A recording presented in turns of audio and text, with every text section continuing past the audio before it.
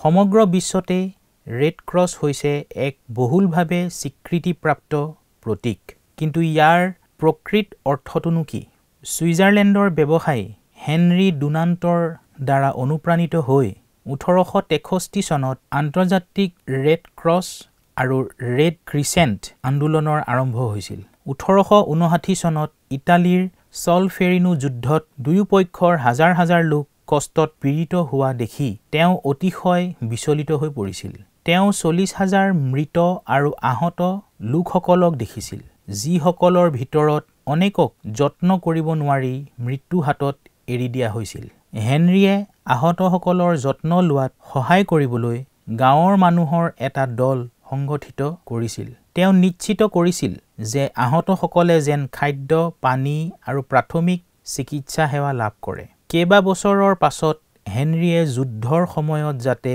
আৰ্তজনৰ কষ্ট লাঘৱ কৰিব পাৰে আৰু সৈন্যসকলক নিৰপেক্ষ আৰু বৈষম্যহীন সহায় আগবঢ়াব পাৰে তাৰ বাবে শান্তিৰ সময়ত প্ৰশিক্ষণ লোৱা স্বেচ্ছাসেৱকৰ দ্বাৰা ৰাষ্ট্ৰীয় সাহায্য সংস্থা গঠনৰ প্ৰস্তাৱ আগবঢ়ায় এই চিন্তাধাৰাৰ প্ৰতি সঁহাৰি জনাই জেনেভাত এখন কমিটি গঠন কৰা হয় আৰু 1863 চনত ৰেড ক্ৰছ প্ৰতিষ্ঠাৰ চনত প্ৰস্তুত কৰা হয় পৰৱৰ্তী কালত এই সমিতিখন আন্তৰ্জাতিক ৰেড ক্ৰছ সমিতি ৰূপে পৰিচিত হয় হেনৰি ডুনান্টে এই প্ৰস্তাৱো দিছিল যে যি দেশসমূহে এই আন্তঃৰাষ্ট্ৰীয় চুক্তিখন গ্ৰহণ কৰিব সেইসকলে যুদ্ধক্ষেত্ৰত চিকিৎসা সেৱা আৰু আহতসকলৰ স্থিতিক মৰ্যাদা দিব এই চুক্তিখন 1864 চনত মূল জেনেভা সন্মিলনত গৃহীত হয় আজিও ৰেড ক্ৰছৰ চিহ্নটো এক সুৰক্ষা আৰু চিকিৎসা সহায়ৰ প্ৰতীক হৈ আছে প্ৰায় সকলো দেশতে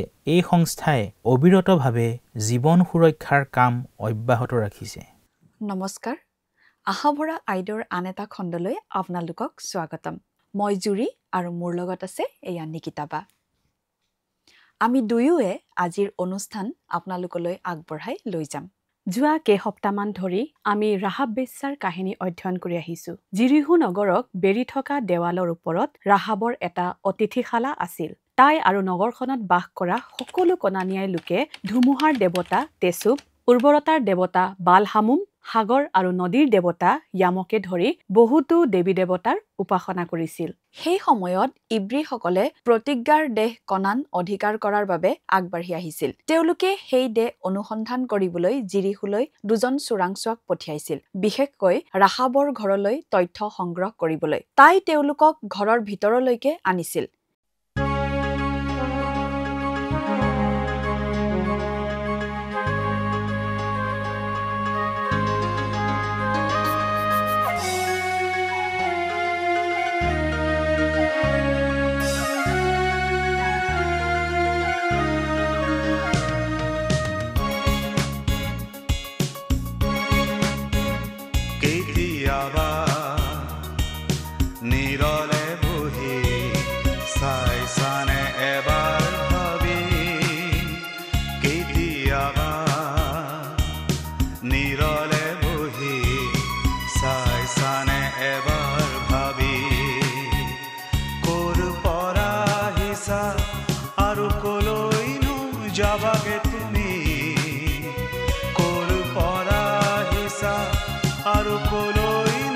যাবাগে তুমি তোমাৰ জীৱনৰ লক্ষণ কি কেতিয়াবা নিৰলে বহি চাইছানে এবাৰ ভাবি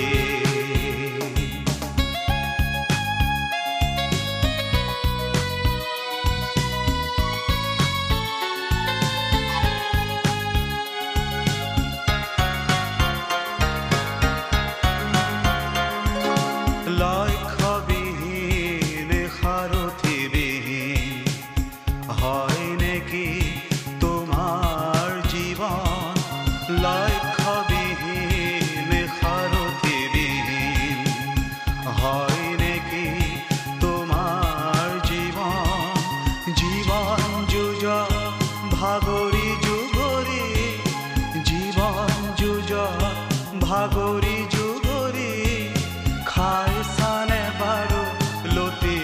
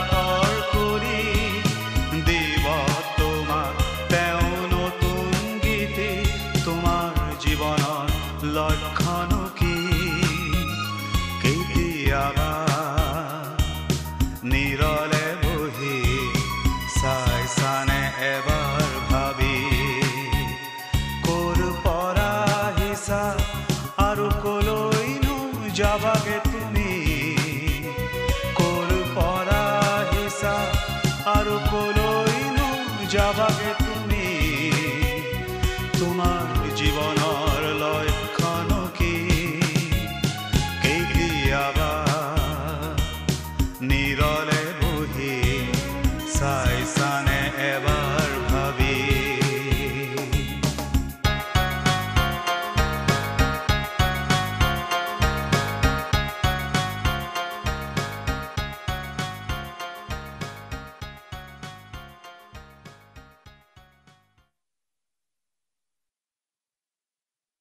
যেতিয়া জিৰিখুৰ ৰজাই চোৰাংচোৱাৰ উপস্থিতিৰ কথা জানিব পাৰিলে তেতিয়া তেওঁলোকক ধৰিবলৈ সৈন্য পঠিয়ালে কিন্তু ৰাহাবে তেওঁলোকক লুকুৱাই ৰাখিলে ৰক্ষা কৰিলে আৰু পলাই যোৱাত সহায় কৰিলে ৰাহাবে কেৱল ইব্ৰীসকলৰ ঈশ্বৰৰ বিষয়ে শুনিছিল তাই সত্যক চিনি পাইছিল আৰু সেয়ে তাই এই আচৰিত কথাষাৰ কৈছিল যি কথাষাৰ আমি পাওঁ জিহুচোৱা 2:11 পদত কিয়নো তোমালোকৰ ঈশ্বৰ জিহুৱায়ে ওপৰত থকা স্বৰ্গৰ আৰু তলত থকা পৃথিৱীৰ ঈশ্বৰ ইব্ৰী চোৰাংচোৱাসকলে পলায়ন কৰাৰ আগতে ৰাহাবক এই প্ৰতিজ্ঞা কৰি গৈছিল চোৱা তুমি এই যি খিৰিকী দুৱাৰেদি আমাক নমাই দিলা আমি এই দেশৰ ভিতৰলৈ অহা কালত এই খিৰিকী দুৱাৰত সেন্দুৰ বৰণীয়া সূতাৰে বটা এই ৰছীডাল বান্ধি ৰাখিবা আৰু তোমাৰ পিতৃ মাতৃ ভাইবিলাক আৰু তোমাৰ পিতৃবংশৰ সকলোকে তোমাৰ নিজ ঘৰত গোটাই ৰাখিবা জিহুচোৱা 2:18 পদ চোৰাংচোৱাসকলে ৰাহাবক এটা সহজ সমাধান আগবঢ়াইছিল যে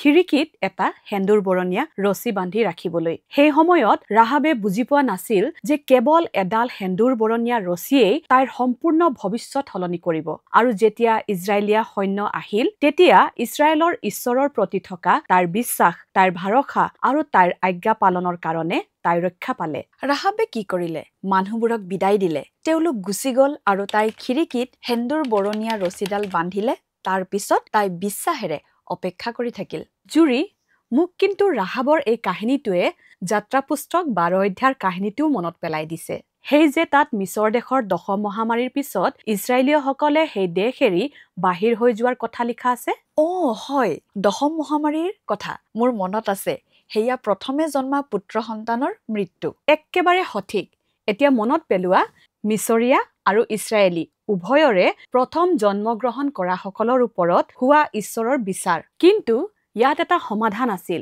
ইছৰাইলীসকলে প্ৰভুৰ নিৰ্দেশনা বিশ্বাসেৰে আৰু বাধ্যতাৰে পালন কৰিব লাগে আহক প্ৰিয় দৰ্শক সেই নিশা কি ঘটিছিল সেই বিষয়ে এটি ভিডিঅ' চাওঁ ইছৰাইলীসকলক এৰি দিবলৈ ফৰোন ৰজা ৰাজি হোৱা নাছিল গতিকে জিহুৱাই মুচিক ক'লে যে এইবাৰ তেওঁ এক অন্তিম আৰু চৰম আঘাত আনিব মিছৰ দেশৰ প্ৰতিটো পৰিয়ালৰ প্ৰথম সন্তানৰ মৃত্যু হ'ব আনকি তেওঁলোকৰ পশুবোৰৰো প্ৰথম জাতৰ মৃত্যু হ'ব প্ৰভুৱে প্ৰতিজ্ঞা কৰিছিল যে ইছৰাইলীসকলে যদি তেওঁৰ নিৰ্দেশনা পালন কৰে তেন্তে সেই মহামাৰীয়ে তেওঁলোকক স্পৰ্শ নকৰি পাৰ হৈ যাব আৰু তেওঁলোকে নিস্তাৰ পাব গতিকে জিহুৱাই প্ৰতিটো ইছৰাইলী পৰিয়ালক আজ্ঞা দিছিল যে তেওঁলোকে যেন এটা নিখুঁত মতা মেৰ পোৱালি বলি দিয়ে আৰু সেই মেৰ পোৱালিটোৰ তেজ নিজৰ ঘৰৰ দুৱাৰৰ চৌকাঠত লগায় জিহুৱাই ইছৰাইলীসকলক আৰু কৈছিল যে তেওঁলোকে যেন মেৰ পোৱালিটো ৰান্ধি খৰধৰকৈ খাই থকাৰ সময়ত তেওঁলোকে যেন নিজৰ সাজ-পোছাক পিন্ধি লয়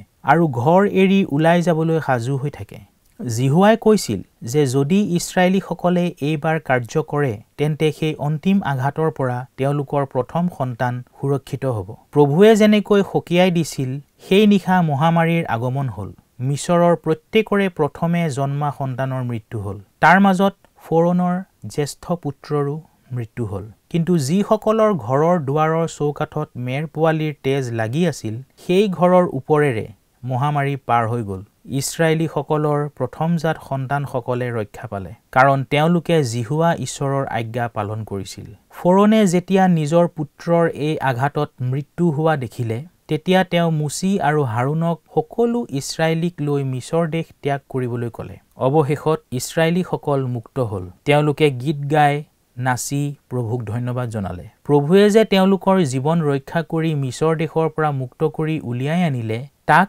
তেওঁলোকে চিৰকাল নিস্তাৰ পৰ্ব ৰূপে পালন কৰি সোঁৱৰণ কৰে।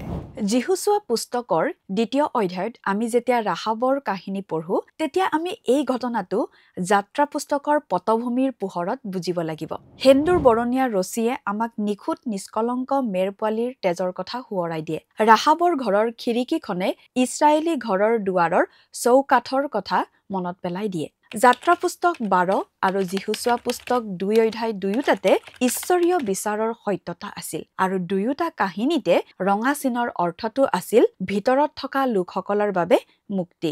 ৰাহাব আৰু তাইৰ পৰিয়ালক মৃত্যুৰ পৰা তেওঁৰ অনুগ্ৰহেৰে ৰক্ষা কৰিলে, কিন্তু এটা চৰ্ত আছিল যিটো ৰাহাবে মানিবলগীয়া হৈছিল। খিৰিকীত এডাল সেন্দুৰ বৰণীয়া ৰছী বান্ধি ৰাখিব লাগিব। ঠিকেই কৈছা। সেন্দুৰ বৰণীয়া ৰছীডালৰ অবিহনে ইছৰাইলীসকলৰ সৈতে হোৱা তাইৰ চুক্তিখন কাৰ্যকাৰী নহলহেঁতেন। ৰাহাবে এই কথা বুজি পাইছিল আৰু তাই ঠিক তেনেদৰেই কাৰ্য কৰিছিল। ৰঙা ৰছীডালৰ দ্বাৰা তাই ৰক্ষা পালে। ৰাহাব ইছৰাইলীসকলৰ লগত গ'ল আৰু আটাইতকৈ ভাল কথাটো হ'ল তাইক যীচুৰ বংশ বৃক্ষত অন্তৰ্ভুক্ত কৰা হ'ল।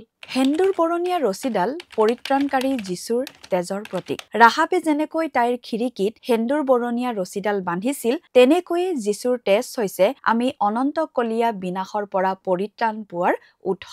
এয়া হৈছে ঈশ্বৰৰ পৰিয়ালত প্ৰৱেশ কৰাৰ উৎস। তেওঁৰ তেজৰ বাবে ঈশ্বৰক আমি ধন্যবাদ দিওঁ। ৰাহাব এগৰাকী বেশ্যা, এগৰাকী পাপী, এগৰাকী অপৰিচিত, এগৰাকী বিদেশিনী, কিন্তু তাই জিৰিহুত ইছৰাইলৰ চোৰাংচোৱাসকলক ৰক্ষা কৰিলে, কাৰণ ৰাহাবে ইছৰাইলৰ ঈশ্বৰ জিহুৱাক বিশ্বাস কৰিছিল। এটা অতি প্ৰত্যাহ্বানমূলক বাছনিয়ে বা সিদ্ধান্তই তাই আৰু তাইৰ পৰিয়ালৰ সকলোৰে জীৱনলৈ পৰিৱৰ্তন আনি দিলে। বহুতো সময়ত জগতৰ সংগ্ৰাম, বিফলতা আৰু প্ৰত্যাহ্বানবোৰে আমাক তললৈ নমাই আনে আৰু আমি অনুভৱ কৰোঁ যে আমি যি কামেই নকৰোঁ কিয় আমাৰ অৱস্থানৰ কোনো পৰিৱৰ্তন নহয়। কিন্তু প্ৰিয়সকল, সেয়া সম্ভৱ হ'ব পাৰে।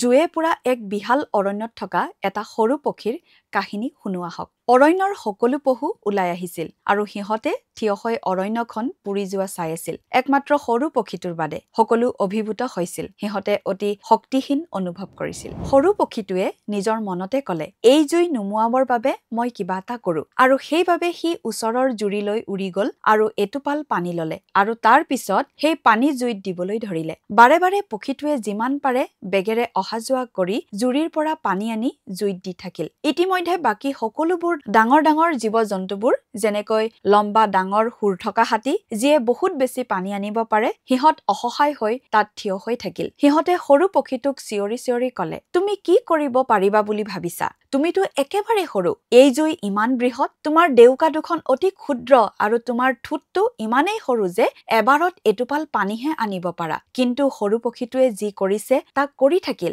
আৰু ক'লে, মোৰ পক্ষে যিমান কৰা সম্ভৱ তাকে কৰি আছো। ঈশ্বৰে ৰাহাবক স্বাধীনতা দিব বিচাৰিছিল, কিন্তু তাই এটা সৰু কাম কৰিবলগীয়া হৈছিল। সেয়ে হৈছে তাই নিজৰ খিৰিকীত এডাল ৰঙা ৰছী বান্ধিবলগীয়া হৈছিল। ইজৰাইলীয় ঈশ্বৰৰ বিষয়ে তাই নিজৰ পৰিয়ালক ক'ব লগা হৈছিল আৰু উদ্ধাৰ পাবৰ কাৰণে তেওঁলোকক নিজৰ ঘৰত থাকিবলৈ আহ্বান জনাইছিল। একেদৰে খ্ৰীষ্টক বিশ্বাস কৰিবলৈ আৰু তেওঁক অনুসৰণ কৰিবলৈ আমাক আমন্ত্ৰণ জনোৱা হৈছে। ঈশ্বৰে আমাক স্বাধীনতা দিব বিচাৰে আৰু আমি সেই স্বাধীনতাক গ্ৰহণ কৰিব লাগে। আমি যদি বিচাৰো যে আমাৰ আপোনজনেও সেই একে স্বাধীনতা অনুভৱ কৰক, তেন্তে আমি আমাৰ ঈশ্বৰৰ বিষয়ে তেওঁলোকক জনাব লাগিব আৰু স্বাধীনতাৰ দিশত আগবঢ়াই নিব লাগিব। কিন্তু এই স্বাধীনতা বিনামূল্যে নাহে। ৰাহাবে নিজৰ ঘৰ, বন্ধু-বান্ধৱী, নিজৰ চহৰ আগতে যি সকলোবোৰ কৰিছিল সেই সকলো এৰিবলগীয়া হ'ল। কিন্তু তাৰ সলনি পিছত তাই আৰু বহুত বেছিকৈ পাইছিল। তাই জীৱন লাভ কৰিলে। তাই এটি নতুন ঘৰ, এটি উত্তম বাসস্থান, এটি নতুন পৰিয়াল, এক নতুন সমাজ আৰু সম্প্ৰদায় আৰু এক স্থান য'ত তাই সৰ্বশক্তিমান, পবিত্ৰ, প্ৰেমময় ইছৰাইলৰ ঈশ্বৰৰ সৈতে সহভাগিতা লাভ কৰিলে। শেষত তাই যি এৰি আহিছিল সেইবোৰ যিয়ে নহওক কিয় সকলো ধ্বংস হৈছিল।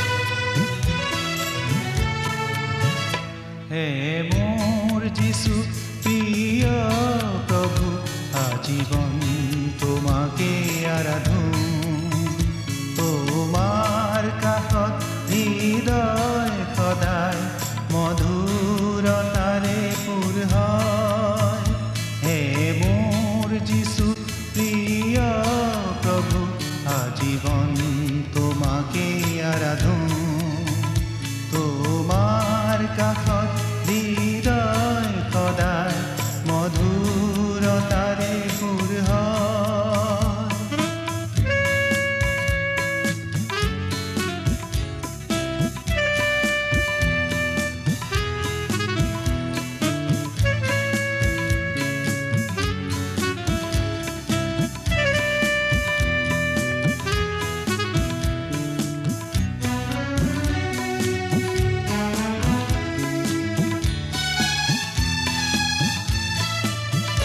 জীৱন পথত নিসংগতাৰ যেতিয়া হতাশা আনে জীৱন পথত নিসংগতাৰ যেতিয়া হতাশা আনে তুমিয়ে যিছু প্ৰেৰণাৰ সাগৰ তুমিয়ে আপোন জীৱন তুমিয়ে যিছু প্ৰেৰণাৰ সাগৰ তুমিয়ে আপোন জীৱন হে মোৰ যিছু প্ৰিয় প্ৰভু আজীৱন তোমাকে আৰাধো তোমাৰ কাষত হৃদয় সদায় মধুৰতাৰে পূৰ হয়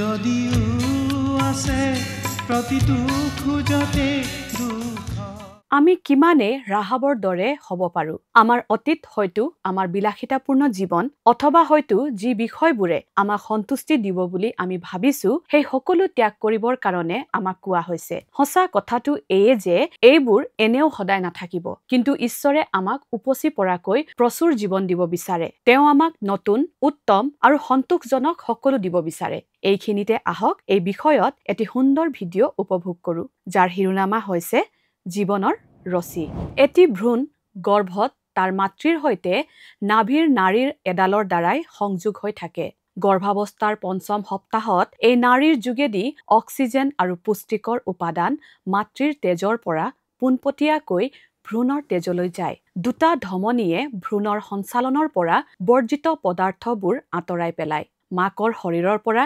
শিশুটিৰ শৰীৰলৈ আৰু শিশুটিৰ পৰা মাকৰ শৰীৰলৈ কোনো প্ৰকাৰে তেজৰ মিশ্ৰণ নহয় এইটো এক আচৰিত বিষয় নহয়নে শিশুটিৰ জন্মৰ সময়ত দুয়োৰে মাজৰ সংযোগী নাড়ীডাল কাটি পেলোৱা হয় এটা কথা যি হয়তো আমাৰ মনলৈ নাহে আৰু দূৰ হৈ যায় হেয়াই হৈছে এই নাড়ীটোৰ কি হয় তাৰ নিজৰ কাম ই শেষ কৰিলে হয়তো তাক পেলাই দিয়া হল নহয়নে কিন্তু সাম্প্ৰতিক কালত চিকিৎসক আৰু গৱেষকসকলে এই নাড়ীৰ সম্বন্ধে এক অন্যান্য বিষয় আৱিষ্কাৰ কৰিছে বিশ্বাস কৰক বা নকৰক 9 মাহ ধৰি এটা জীৱনক শক্তিদান কৰি যোৱাৰ পিছতো নাড়ীৰ তেজত তেতিয়াও এক জীৱন ৰক্ষাকাৰী ৰহস্য লুকাই থাকে যাক কোৱা হয় কৰ্ড ব্লাড হৈছে এনে এক তেজ যি এটি শিশুৰ জন্মৰ পিছত প্লেচেণ্টা মানে গৰ্ভফুল আৰু নাড়ীৰ ভিতৰত থাকি যায় এই কৰ্ড ব্লাডত প্ৰচুৰ পৰিমাণে ষ্টেম সেল থাকে এতিয়া এই ষ্টেম সেল বা কোষবোৰনো আচলতে কি ষ্টেম সেল হৈছে শৰীৰত থকা এক প্ৰকাৰ বিশেষ কোষ যাৰ পৰা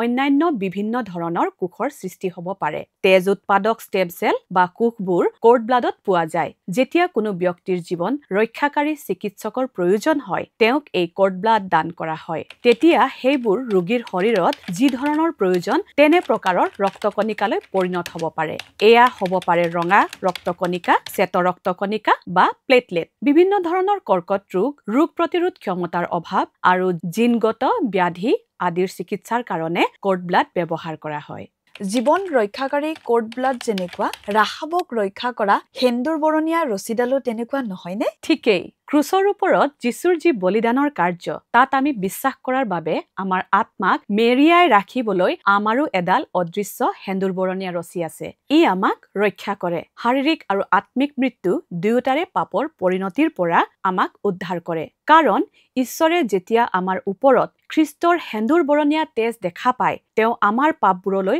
মনোযোগ নিদি পাৰ হৈ যায় আৰু আমাক নিস্তাৰ কৰে। এইটো এটা অনন্ত জীৱনৰ বাবে অদৃশ্য ৰছীৰ নিচিনা। ঠিকেই কৈছা, আমি সকলোৱে পাপী। আমি কেৱল আমাৰ খ্যাতি, সৌভাগ্য আৰু নিজৰ বাবে জীৱন যাপন কৰো। আমি ঈশ্বৰৰ বাবে অচিনাকি, তেওঁৰ পৰিয়ালৰ বাহিৰত, এনেকি তেওঁৰ ৰাজ্যৰো বাহিৰত আছিলো। কিন্তু এক অদৃশ্য সেন্দুৰ বৰণীয়া ৰছীৰ দ্বাৰাই যীশুৰ তেজৰ কাৰণে ঈশ্বৰে আমাক তেওঁৰ পৰিয়ালত, তেওঁৰ সমাজত, তেওঁৰ ৰাজ্যত গ্ৰহণ কৰি ললে, যেনেকৈ তেওঁ ৰাহাবৰ বাবে কৰিছিল। আমেন। জানানে, যি বিষয়টোৱে মোক অধিক উৎসাহিত কৰে সেইটো হৈছে ঈশ্বৰ আমাৰ যে উদ্ধাৰকৰ্তা হ'ল, সেই বিষয়টো কেনেকৈ আদি পুস্তকৰ পৰা প্ৰকাশিত বাক্যৰ একেবাৰে শেষলৈকে লক্ষ্য কৰিব পৰা যায়। একেবাৰে ঠিক কৈছা। বাইবেলৰ মূল বিষয়বস্তু হৈছে খ্ৰীষ্ট। তেওঁ কাহিনীৰ নায়ক, কাৰণ তেওঁৰ ক্ৰুচীয় বলিদানে আমাৰ বাবে পৰিত্ৰাণৰ ব্যৱস্থা কৰিলে। পৰিত্ৰাণৰ সেন্দুৰ বৰণীয়া ৰছীডালে খ্ৰীষ্টৰ বিষয়ে কৈছে, সেই কথা আমি বাইবেলৰ ইতিহাসৰ পৰা অনেক বিৱৰণত দেখা পাওঁ। আমি ইয়াক দেখা পাওঁ যেতিয়া ঈশ্বৰে এডেনবাৰীত আদম আৰু হৱাৰ আৱৰণৰ বাবে জন্তু বধ কৰি তাৰ ছালবোৰেৰে বস্ত্ৰৰ যোগান ধৰিছিল। পুনৰ যেতিয়া মৰিয়া পৰ্বতত ইছহাকৰ ঠাইত বলিৰ বাবে তেওঁ এটি মেৰ পোৱালিৰ যোগান ধৰিছিল। মিছৰত দুৱাৰৰ চৌকাঠত, মৰু প্ৰান্তত, সাক্ষাৎ তম্বুৰ বেদীত আৰু জিৰচালেমৰ মন্দিৰত সেন্দুৰ বৰণীয়া বলিৰ তেজ দেখা পাওঁ। তাৰ পিছত আমি ইয়াক দেখিবলৈ পাওঁ যেতিয়া জোহন বাপ্তাইজকে জগতৰ পাপ নিউতা ঈশ্বৰৰ মেৰ পোৱালিক চোৱা বুলি যীশুক পৰিচয় কৰাই দিছে। তাৰ পিছতে গলগথাত এটি ৰুমিয়া ক্ৰুচৰ কাঠৰ ওপৰত যীশুৱে নিজক বলিদান কৰি ঘোষণা কৰিলে, সিদ্ধ হ'ল। ৰাহাবৰ বিশ্বাসে তাইক এটি নতুন পৰিয়ালত সংযুক্ত কৰিলে। কেৱল ঈশ্বৰৰ পৰিয়ালতে নহয়, কিন্তু তাই ইছৰাইলৰ অন্যতম নেতা চলমুনৰ পত্নী হ'ল, যিজনে মিছৰ এৰি যোৱাৰ সময়ত মুচিক সমৰ্থন কৰিছিল। চলমুনৰ বংশাৱলী পুৰণি আৰু নতুন নিয়ম বাইবেলৰ দুয়োটাতে লিপিবদ্ধ আছে। প্ৰথম বংশাৱলী 2 অধ্যায় 10 আৰু 11 পদ, ৰুথ 4 অধ্যায় 20 আৰু 21 পদ, মঠি 1 অধ্যায় 4 আৰু 5 পদ আৰু লুক 3 অধ্যায় 32 পদ। এগৰাকী নাৰী যাক বেশ্যা বুলি কোৱা হৈছিল, তেওঁ ইজৰাইলৰ এগৰাকী ঈশ্বৰ ভক্তৰ পত্নী হ'ল আৰু বুৱজ নামৰ এটি পুত্ৰৰ মাতৃ হ'ল। সেই পুত্ৰই ৰুথ নামৰ এগৰাকী বিধৱা মহিলাক বিয়া কৰাইছিল। ৰুথ 4 অধ্যায় 5 পদ 10 পদ। এইদৰে নম্ৰতাক আটাইতকৈ অসম্ভৱ আৰু সকলো উপলব্ধক ব্যৱহাৰ কৰি ঈশ্বৰে সকলো একেলগে মংগলৰ অৰ্থে কাৰ্য কৰিছিল। আমেন।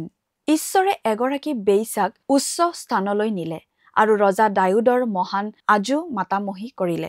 ৰাহাবৰ বংশতে জন্ম হৈছিল ইছৰাইলৰ মছিহ, জগতৰ ত্ৰাণকৰ্তা, আমাৰ ঈশ্বৰ আৰু আমাৰ ৰজা প্ৰভু যীশুখ্ৰীষ্ট। আমাৰ ঈশ্বৰ আৰু আমাৰ ৰজা প্ৰভু যীশুখ্ৰীষ্টৰ ঈশ্বৰৰ গৌৰৱময় অনুগ্ৰহেৰে ভৰা এনে মৰ্মস্পৰ্শী কোনো কাহিনী আৰু নাই। যীশুৰ জন্মলৈকে বংশাৱলীৰ পৰিচয়ত সেই সেন্দুৰ বৰণীয়া ৰছীৰ মহিলাগৰাকীয়ে নিজৰ সন্মানীয় স্থান পালে। আমাৰ মাজৰ কিছুমানে হয়তো জানিব বিচাৰে, ঈশ্বৰে মোক কেনেকৈ ব্যৱহাৰ কৰিব পাৰে। সৰ্বশক্তিমান ঈশ্বৰ, স্বৰ্গৰ পবিত্ৰ ঈশ্বৰে মোৰ দৰে এজন পাপীক জানো ব্যৱহাৰ কৰিব পাৰে? আমি ক'ব বিচাৰো, আপুনি সেন্দুৰ বৰণীয়া ৰছীৰ মহিলাগৰাকীক, যাৰ বংশত আমাৰ প্ৰভু আৰু ত্ৰাণকৰ্তা যীশুখ্ৰীষ্টই জন্মগ্ৰহণ কৰিছিল, তেওঁক সোঁৱৰণ কৰক। তাই কৰা পাপৰ বাবে সোঁৱৰণ কৰা নহয়, কিন্তু তাইক স্মৰণ কৰা হয় তাইৰ উল্লেখযোগ্য পৰিৱৰ্তনশীল জীৱনৰ বাবে। ৰাহাবৰ কাহিনীয়ে বাৰে বাৰে আমাক মনত পেলাই দিয়ে যে আমি যিয়ে নকৰো কিয় ঈশ্বৰে আমাক ক্ষমা কৰিব, যদিহে আমি বিশ্বাসেৰে তেওঁৰ ওচৰলৈ চাপি যাওঁ। ৰাহাবৰ কাহিনী হৈছে আমাৰ বাবে ঈশ্বৰৰ পৰা পোৱা এক অপূৰ্ব বাৰ্তা। এতেকে কোনো যদি খ্ৰীষ্টত আছে, তেন্তে তেওঁ নতুন সৃষ্টি। পুৰণিবোৰ লুপ্ত হ'ল, চোৱা নতুন হ'ল। 2 কৰিন্থিয়া 5 অধ্যায় 17 পদ। ৰাহাবৰ জীৱন কাহিনী আৱিষ্কাৰ কৰাৰ যাত্ৰাত আমাৰ লগত থকাৰ বাবে সকলোকে ধন্যবাদ জনাইছো। অহা সপ্তাহত একে সময়তে আপোনালোক সকলোকে আকৌ লগ পাবলৈ আশা থাকিল। নমস্কাৰ।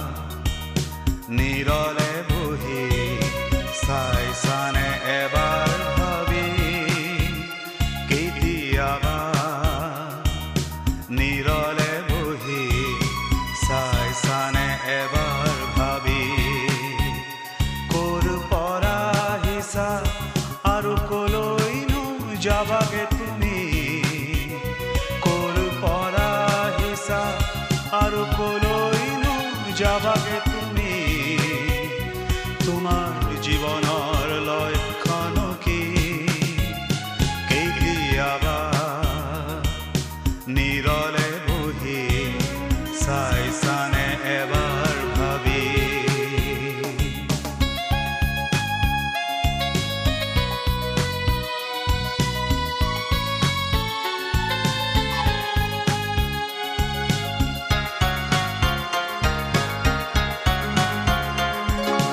লক্ষ্যবিহীন সাৰথিবিহীন হয় নেকি তোমাৰ জীৱন লক্ষ্যবিহীন সাৰথিবিহীন হয় নেকি তোমাৰ জীৱন জীৱন যুঁজ ভাগৰি যুগৰি জীৱন যুঁজ ভাগৰি যুগৰি খাইছানে বাৰু লতি ঘটি খাইছানে বাৰু লতি ঘটি তোমাৰ জীৱনৰ লক্ষ্যণ কি কেতিয়াবা নিৰলে বহি চাইছানে এবাৰ ভাবি